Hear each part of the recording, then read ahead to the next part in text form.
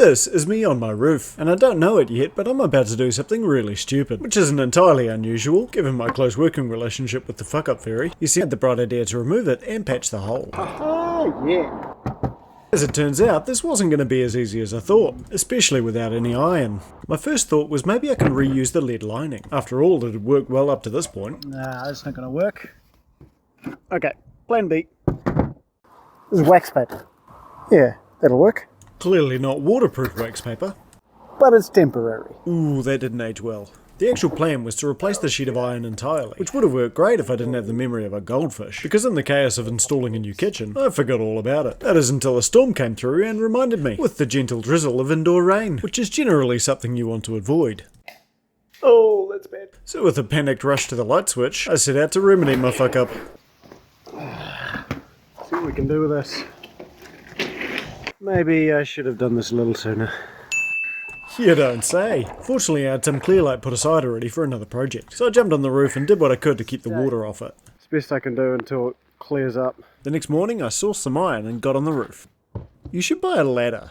Now, I've never replaced roofing iron before, so there was a lot of googling involved to try and get the lay of the land. I also confirmed that wax paper isn't waterproof, a fact that shocked absolutely no one. Having a peek inside, it was clear that the plasterboard inside had gotten pretty wet, but that's a problem for future Cranky Pants. In order to replace the sheets, I had to get up all the old lead head nails. And let me tell you, they were a pain in the ass. I tried a few different methods, but nothing worked well. If you know a better way to remove these, let me know. Once they were all out, I could remove the old sheet.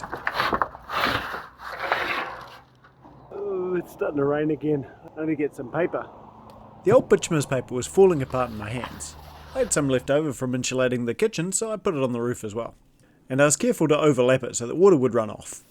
My donor sheet was a little bit wider than I needed, so I cut it down to size first.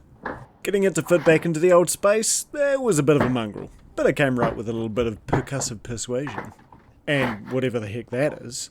Do you guys ever get that feeling where you just think, what the hell am I doing? Because the lead head nails will always just pop out, I opted for screws to replace them. Luckily, they're oversized compared to the nails, so you can just put them straight back in the same hole.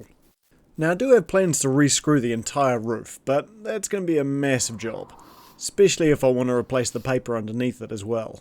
I'm keen to hear your experience of that if you've done it yourself. What did I say about getting a ladder? Just get a ladder!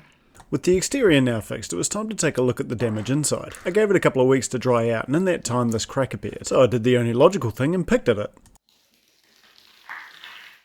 Yeah, I don't think it's supposed to do that, so I peeled it all the way back until it was stuck down properly, and removed any extra bits that had also lost adhesion. Trouble is, it didn't stop pulling away, so after an extremely alarming 10 minutes, where I was gradually convincing myself that I'd be replastering the whole of the kitchen, I finally found solid ground again, or ceiling in this case, and could begin the remedial work. Now, I'm not a good plasterer at the best of times, and so trying to do it on the roof was a particular challenge, one which I'd really care not to repeat, but when you're renovating a whole house like I am, it's probably not a very feasible option, although it would have been nice if it was just a wee bit better, especially after plastering this whole kitchen already. Now, given how interesting it is to watch plaster dry, we'll just skip the 2nd, 3rd, 4th, 5th and 6th coats and move on to the sanding without a mask on.